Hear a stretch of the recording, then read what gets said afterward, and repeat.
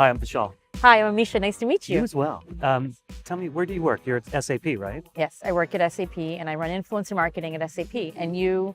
I'm Okay. at HealthPrise Technologies, and we were talking off camera about how interesting it was the difference in sizes of our companies. Yes. How many people are at SAP? How many employees? Over 80,000 employees. Okay, I've Yeah. got less than 80 at Okay. mine. So, how big's your marketing department? We have several hundred people all over the world. We have global marketing, we have regional marketing. So we're quite a Yeah, large, we're an international software company and sure. we're all over. Huh. Yeah, ours is currently here, sitting in this chair. So I'm about it. So That's great. yeah.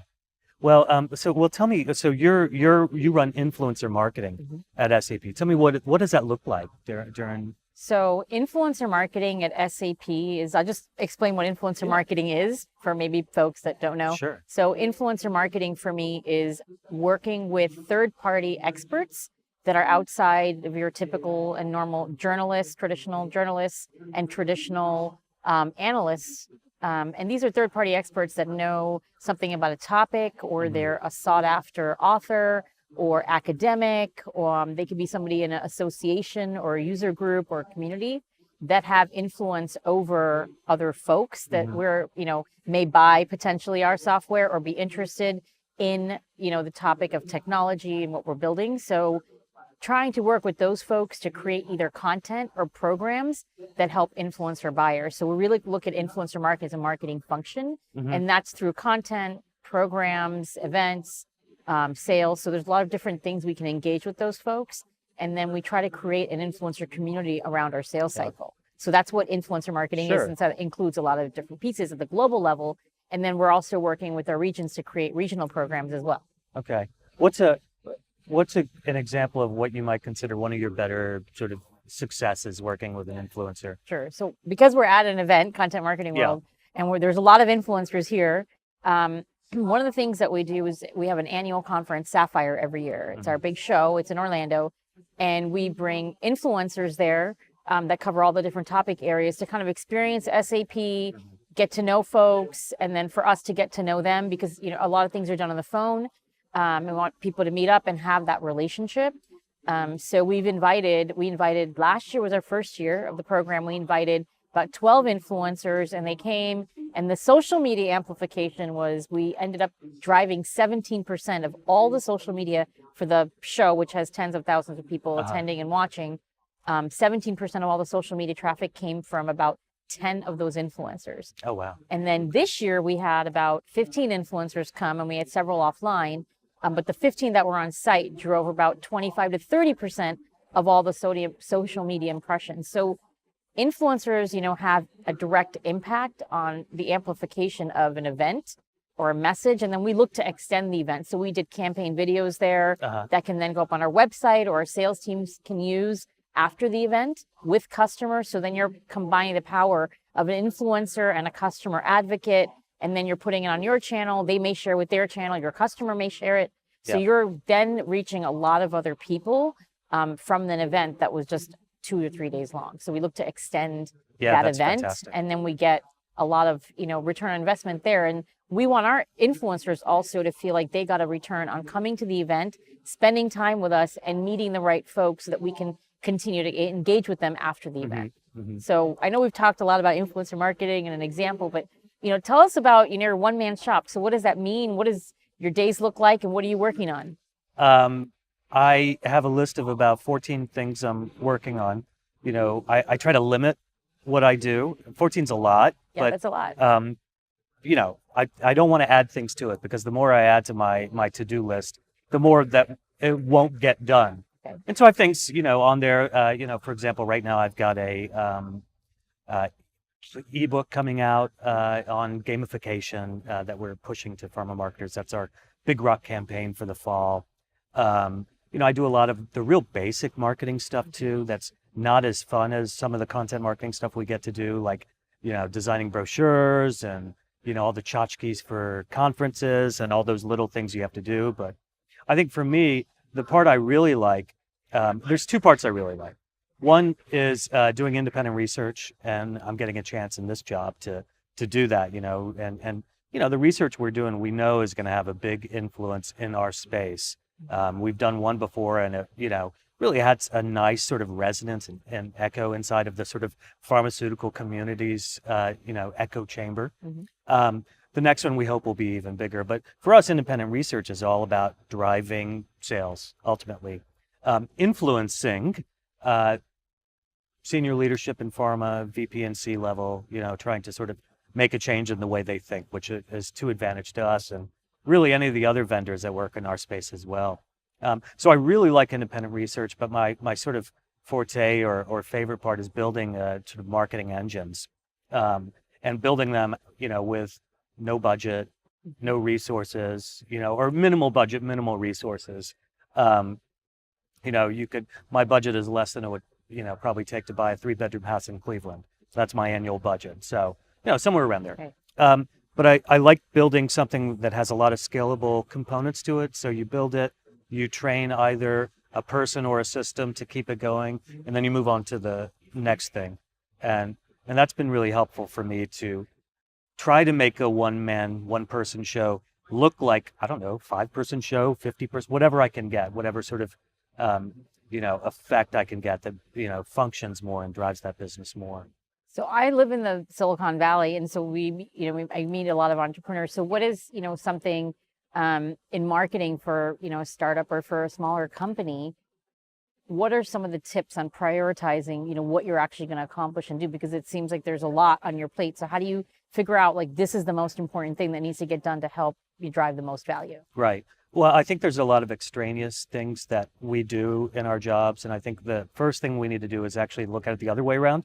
What do I not need to do? I don't need to do budget management. I have a finance guy that does that for me.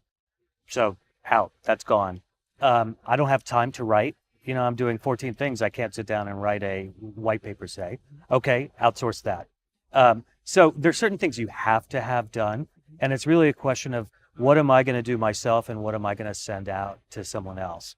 Where can I deliver the most value? What's my expertise? So of course you're the sort of contractor working with a bunch of subcontractors for the company and the brand. But you need, some of the work you're going to have to do yourself, and what's your sweet spot? So, if you're an amateur photographer as well as a marketer, you know what your sweet spot is. For me, I do a little bit of coding.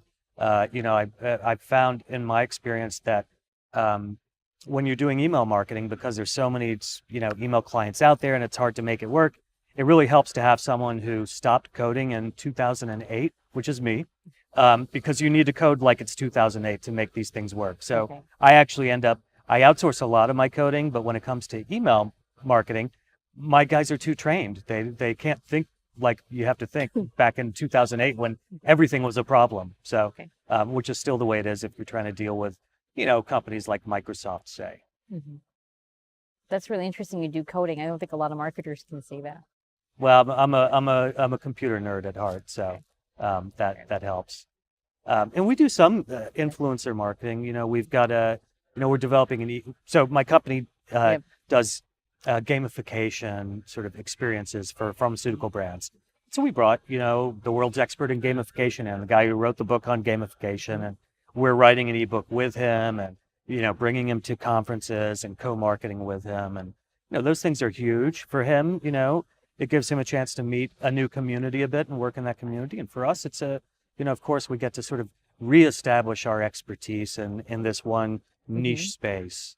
Tell me an example of, though, from your side, can you walk through an actual, campaign with an individual? I know you were telling me a little bit about some of the filming you do. What does that feel like, and how have you grown it to that level?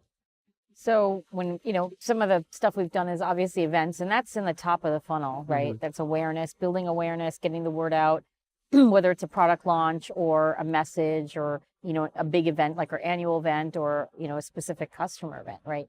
How do you get beyond from the top of the funnel? I think that's what you're asking, like, how do you move along? So you can start a campaign with awareness, obviously, because you're trying to drive everyone somewhere.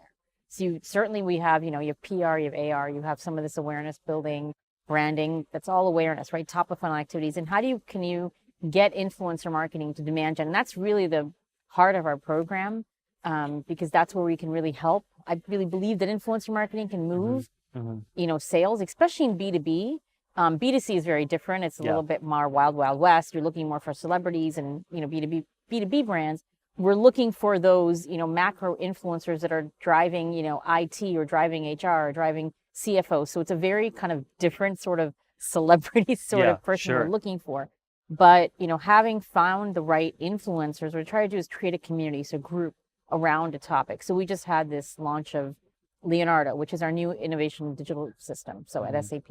So we're combining, machine learning and IoT and bring some design thinking on top of it, or to analytics and big data. And so our customers are able to innovate on their core technology. So, you're running finance, but you need to innovate because, blockchain is coming, or you need to, you have IoT. How do you innovate across an entire big, system? So we're able to come in and offer that innovation through this Leonardo. So this was something new that was being launched and was announced at our annual show. And then we had another customer event, Leonardo, live in Frankfurt in June. So when we were thinking about that event, we thought about, okay, we had some awareness stuff that happened at Sapphire. What could we do that would be more, lead gen, demand gen for this? So we actually created an ebook. Yeah. It's an interactive ebook. And we did a soft launch at Sapphire, but then we thought, we are going to, kind of bring in all the different sections that are represented in, the system and drop it at this customer event. So people have something that they can go to before the event or after, after the event. Yeah. Right? We can send it out to people. Thanks for coming. Here's something. So it's something that you want to create more engagement. And what we did was we grabbed about 32 influencers and we got quotes from them across all these different, whether it's machine learning, analytics, big data. And we had these different pages of quotes and how it all ties together. We had a nice conclusion done by an influencer. And then we dropped it on the first day of the event. So we had all 32 influencers. We reached out. We had 100% engagement rate from the influencers promoting the book. And then we got a lot of pickup because we're using the hashtag of the event. We had 5 influencers actually on site, and they were actually speaking at the event and doing breakout sessions at the event for the customers that were there. It was a 1,500-person event, so it wasn't a massive event, but it was, a very focused customer event. But we're able to extend that event to other folks. We also did some live broadcasts from there, and we got some organic things happening where we had an influencer talking to another influencer for her channel. And, we had the big SAP logo in the background, and they were talking about the technologies that were being talked about at the show, but from their perspective. And then they actually said, well, I saw this session where this customer was talking about this, which I thought was interesting. They really didn't talk about us, but they were really talking about the examples that they saw. So you can't really buy that kind of organic I mean, that was a really great conversation. If you're interested in those technologies, you want to implement them, or you're thinking about them as a company or as a person, whether you're the CIO or you're somebody in IT or you're, a business executive, because a lot of business executives buy technology now. It's not just IT. They can watch that and walk away with something of value. So that's by doing the ebook, by doing the live videos, by doing the canned videos, by having all these like social media cards. We had social media cards for each and every one of these quotes that we could then drop in the market that we could give to the influencers. So we gave them, social media assets. And so when we didn't pay anybody to be in the book, we obviously paid for the folks to come speak because they actually had to create presentations. So when you're looking at some program like that, that's from start to finish. You have an asset, you have some live stuff happening, you have some stuff that extends. And then after, the event, you have things to send out to folks to kind of keep them engaged. And then as a follow-on, with 3 of the influencers, we're doing a webcast. So that's going to be lead gen. So that's going to have registration around it. So we could take them from the book or the social media cards. And now we're going to take those same assets and now point them to this webcast. And those 3 influencers are involved in that webcast are going to then point. So then we'll have leads. So it's kind of like you can take people through from top to middle, and then eventually all the way down to hopefully, customers and advocacy. Sure. So it's a compacted time too, because you're not talking about a year, you're talking about 2 or 3 month time frame. That's it. Yeah. So that's nice. Yeah. When you're sort of describing the tactics you were putting into play, and I'm sort of resonating back to this idea of the, 850,000 employees. Is that right? 850K? No, that's a lot of 80,000. Okay. 80,000. That's like a country, right? Yeah, no, 80,000. Okay. 80,000 versus the less than 80. we do the same thing as you, at a smaller scale, but and I was thinking, I'm literally in the middle of planning the exact same And we thing don't have in a way. huge budget either, but But so you don't need budget yeah, for that. no. It's not about budget, it's about sweat equity too. Yes, that's true. But I've been thinking a lot about this, and maybe because I had to create a presentation for this conference, but I think there's a theory I have that as marketers, we have a very limited set of things we can do. There's not a million, there's 30, maybe 35, 40, somewhere around there. And so you're not breaking ground by picking, I'm going to do an ebook, or I'm going to do, Right. A webinar, or any of that. These are just the tactics, the science, right? You need to be able to know how to do it and know how to measure and that's what we learn at conferences like this or on our own. What I like is the art that comes into it, and that's, I think, where the creativity or intuition comes in, where you've got to figure out what's the message, what's the most Right. creative way of combining these things and making it work within my limited set of resources. And I think, regardless of the size of your company or the size of your budget, you always have limitations. And understanding those limitations at the beginning, I think, is really helpful in knowing how to get the most out of it and take advantage of it. Not reinventing the wheel, of course. You don't need to reinvent the wheel. You need to find a unique way to take that wheel and use it in your own campaigns and strategies. I think, and from that, I think it's important, to learn the science, to learn all the techniques out there. How can I, integrate a webinar software with, Zapier, which then integrates with SAP, which integrates with whatever, right? Right. You have to know that, we have to become technical in a lot of ways. But, we have this added requirement to be extremely creative and on demand. And, that's where success comes in, is finding that blend between the two. And I think, for the people I'm influenced by as a marketer, that's what I see in what they do. And what I really appreciate is this ability to combine the two. And I think that's really challenging. Yeah, I agree with you because a lot of times, we look at things that we're doing, and you're right. There's like the bag of tricks Yeah. and the tools we have, and then it's, how can we be creative within that? And then also how you're always creating value, because some things that worked, even 2 or 3 years ago don't work don't work as effectively anymore, because people are always on their mobile devices, or the user experience is so different. Right. And expectations are different. So I think we have to learn maybe, the tools are the same, but the technologies might change. Right.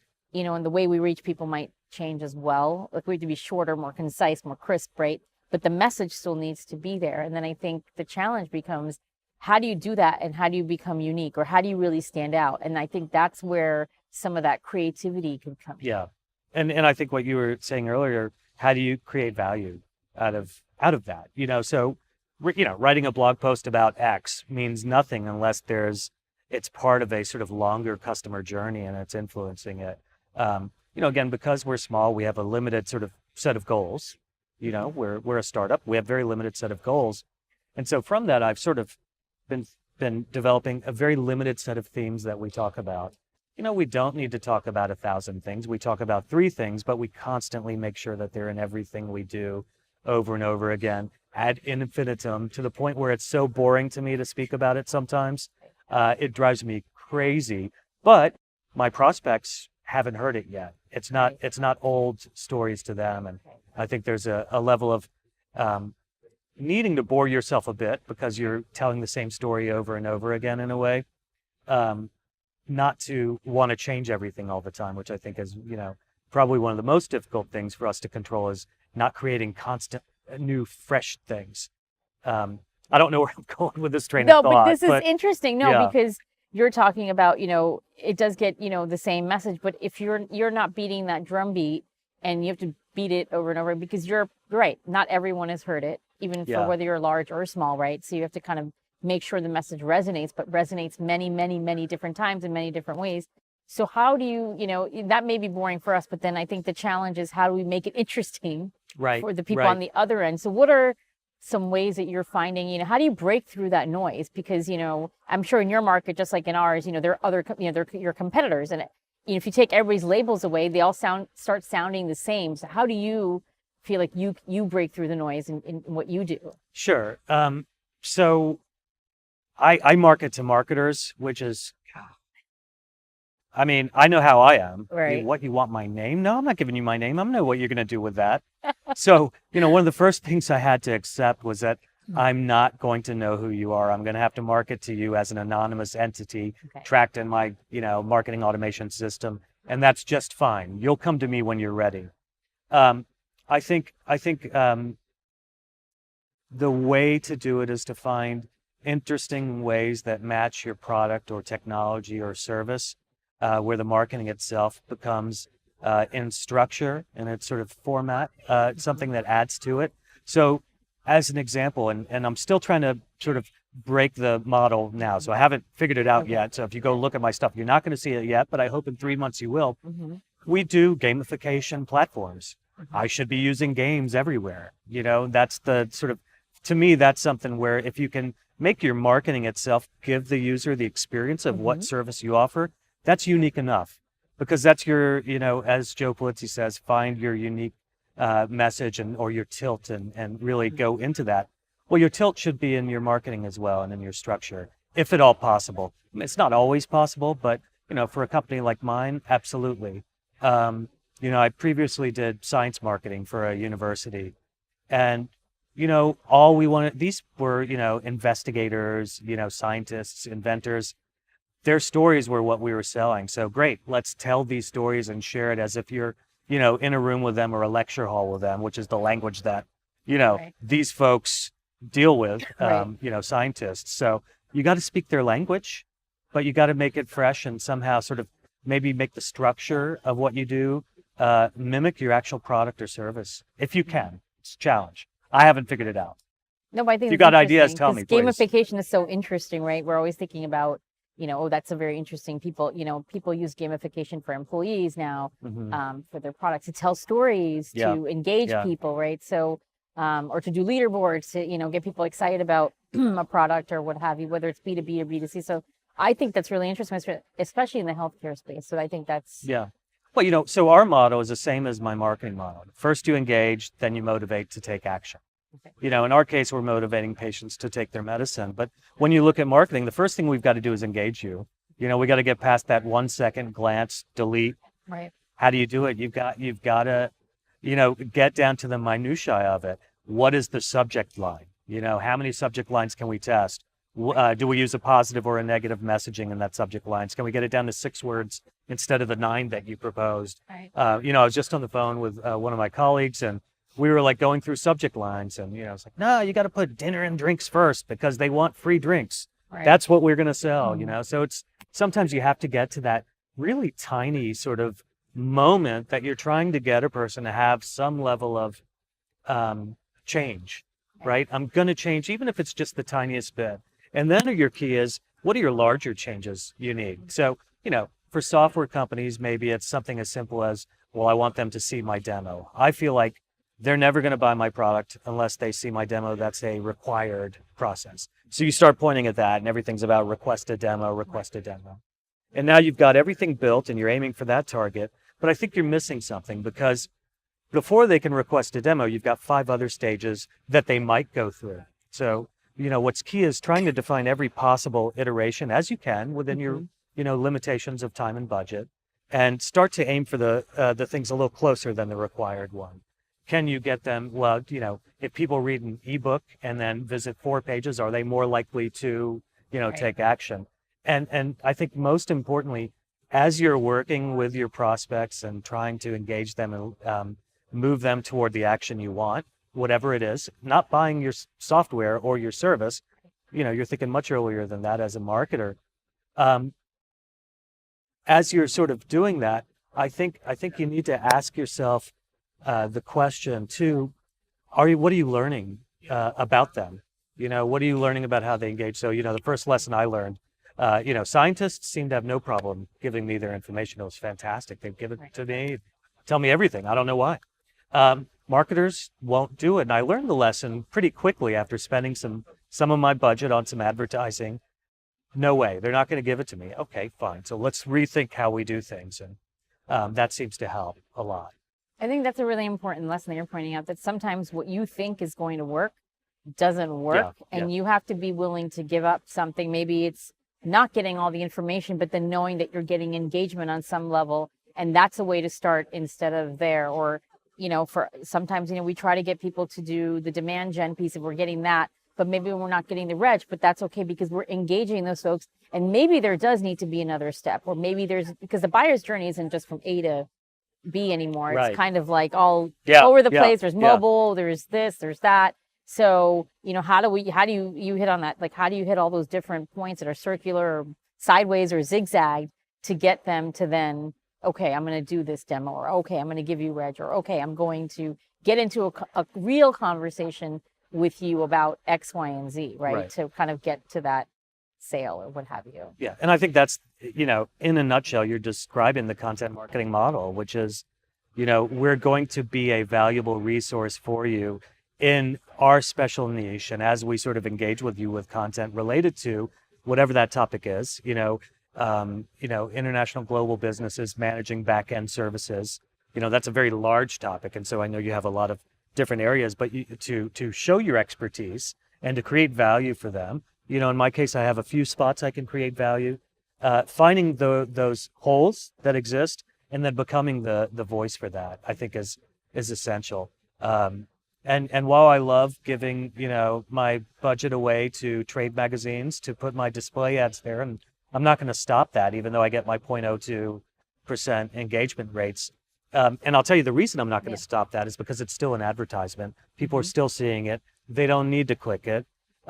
What you need to do, I think, with display ads is make the view of the ad for 3 seconds the entire engagement point. If you think about it that way, you can find more value. You don't need click-throughs. But I think when you start to think about how you can own your media in any way, shape, or form, especially if you're budget restricted, you're gonna find you have a lot more power and potency. And then a key I think along that is that level of humanity. We try to automate everything we possibly can, but you've got to sneak some humanity and personalization in there.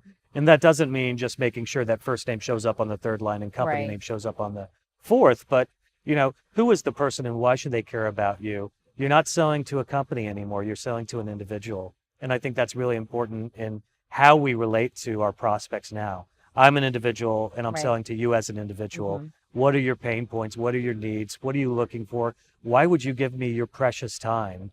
20 years ago, people didn't read, content about their business at home ever. We would, maybe we'd read the newspaper or book, but we'd never do that. Now, 40, 50% of what I read at home relates to my business world. And I think it's pretty commonplace now for people to be there. So as content and influencer marketers, how can we start to, how can we find our niche, our tilt, and own it in some way? What can you own? What can you be the expert in? Right. And I mean, that's why I think, and bring back to the influencer marketing piece, I think that personalization and that personal touch comes through the influencer, right? Because then they're telling maybe not even your story, but maybe they're talking about machine learning because everyone's like, oh, it's all about machine learning.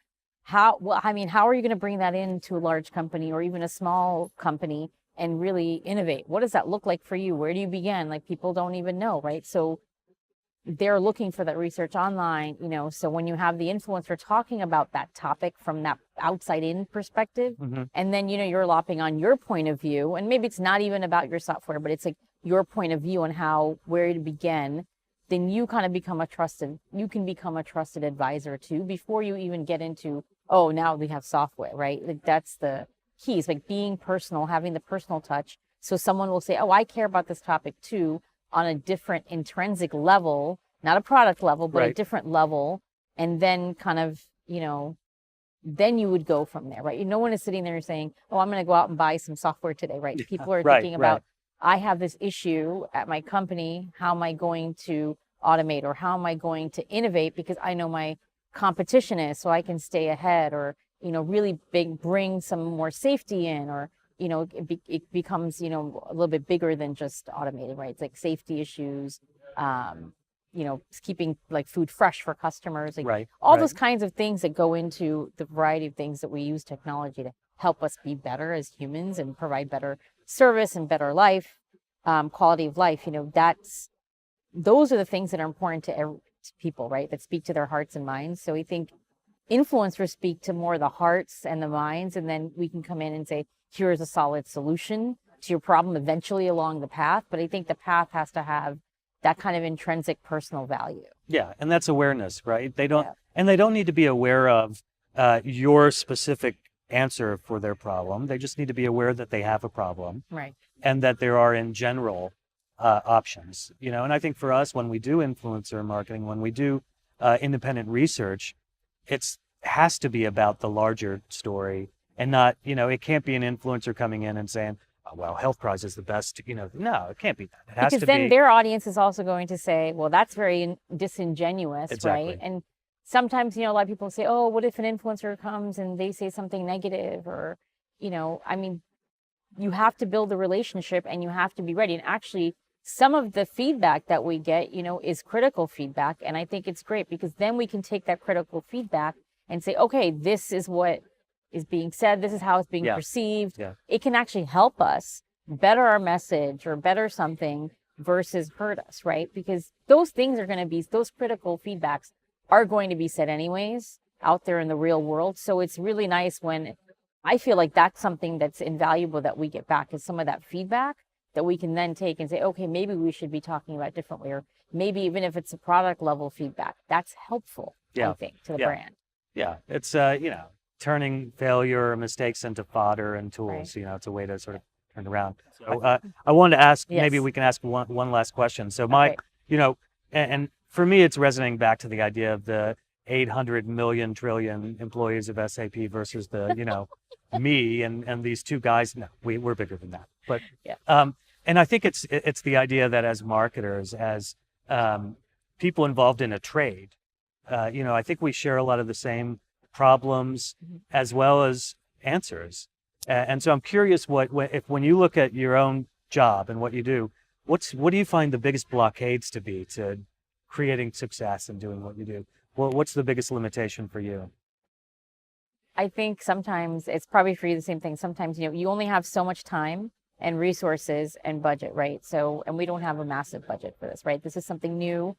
We do have some, and it's gaining more and more traction. And we started with a pilot, and now it's a global program, and it has regional legs, and you want to take it to the next level and get more sales involved and really expand our program across the entire company.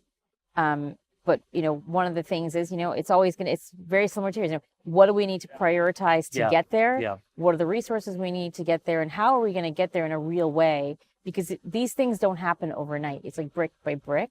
So it's figuring out, what is the next best brick to put in and to kind of continue building.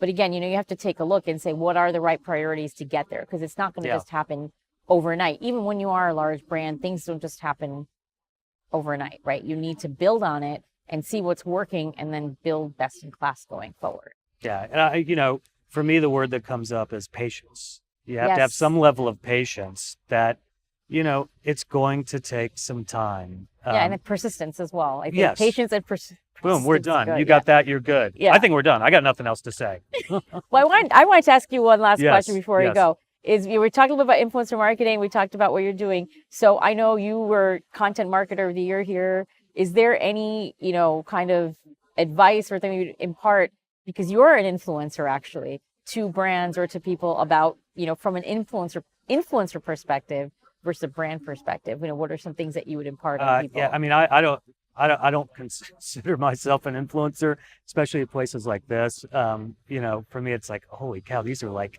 to me, content marketers are like superstars, like the ones I know, like, oh my God, there's Arda Thalpi. There really is Arda Thalpi right behind us. And for me, that's like, how? So it's hard for me to answer that question because I'm like a fanboy at these conferences and really excited to learn. And I think maybe if anything, as you're sort of out there and trying to be truthful in who you are, be that wholly. And if you're learning, share your learning and share your failures and share your problems and share the sort of similarities that we all have, because I truly believe it's, what we do as a trade. We're tradespeople at the core of what we do. And in the same way that, people that work with hydraulics are tradespeople and bring their own art to what they do. Well, I think you are an influencer because you hit the nail on the head. I think authenticity is very important and being real. And I think that's the biggest value of influencers is that authenticity. So Yeah. yeah. Cool. Well, it's been a pleasure meeting you. Meeting- Thanks for Thank talking. you. Yeah. Very nice to talk to you Take too. care.